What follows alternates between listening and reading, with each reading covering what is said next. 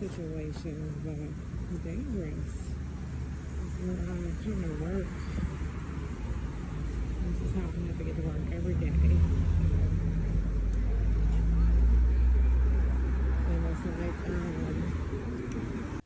San Francisco, it's a cultural city. It's one of the few places in the United States that is got, you know, you have good feelings when you think about it, at least back in the 90s, right? Back in the 90s, I really loved going to San Francisco. You could go to the Chinese area, the Japanese area, and meet a hodgepodge of different cultures next to each other. And the food, I mean, it was a fantastic place. But as you can see in this footage, it's horrible. It's a mess, homelessness, and this is a Democrat-led city. You got to thank Pelosi for that. Just such great leadership there, right? I mean, you have turned such a great city into a complete shit show.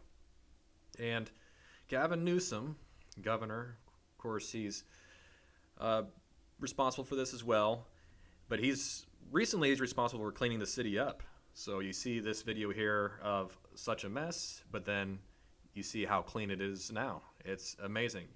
And folks say, oh, they're just cleaning up this place because all those fancy leaders are coming into town. That's true, because it's true. But it's also true for months and months and months prior to APEC. We've been having different conversations. Yes, that's right. The summit is expected to bring in $53 million, filling hotel rooms, bringing big business. And the city did tidy up for Dreamforce, but this cleanup is much more extensive. While San Francisco is in the spotlight for the Asia-Pacific Economic Conference, city leaders are making sure the city shines. Tourism is our business here in San Francisco, and we need to focus on making sure that the tourist dollars still come back. Caltrans repaving major roadways like the Harrison Street off-ramp from the I-80. BART doubling down by deep cleaning their stations overnight more often. The city had gotten a little bit dingy over time. Scrubbing and power washing is happening all over the city. Yeah, the bottom of my shoes look clean. It's noticeable how clear the streets look and how few homeless encampments there are on major thoroughfares. Having been a longtime resident in the Bay Area, you just naturally start to wonder of houseless folks being displaced. Public Works is installing decorative crosswalks in North Beach and Chinatown, and the Webster Street pedestrian bridge in Japantown was recently repainted.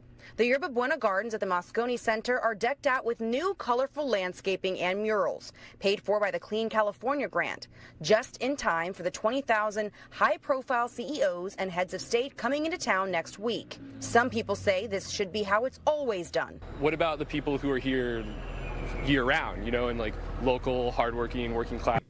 And the people living there, the locals, they would appreciate if this were an all-the-time thing. Hey, why not keep our city clean, they say. They're saying, hey, this is a great city. Why don't we take care of what's going on here?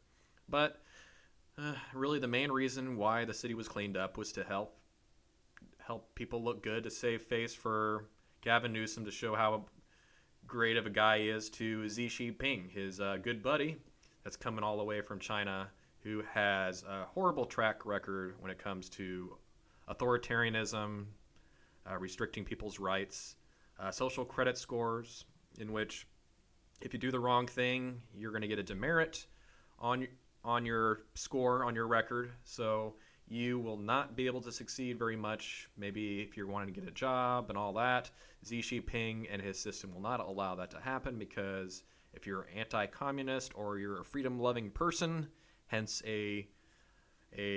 let's say a homebred American, you are definitely down low on that totem pole. So let's hope that people can expose this for what it is, that, hey, San Francisco, they need to come back to the glory days in the sense of, hey, we need to get this city back under control. This is ridiculous, and don't just clean it up just for a authoritarian dictator who's going to come over and probably do the backdoor deal for Gavin Newsom. That seems to be what it is. He's running for president by proxy without actually running for president. So that's it for this video, but be sure to like and subscribe and stay tuned for the next video.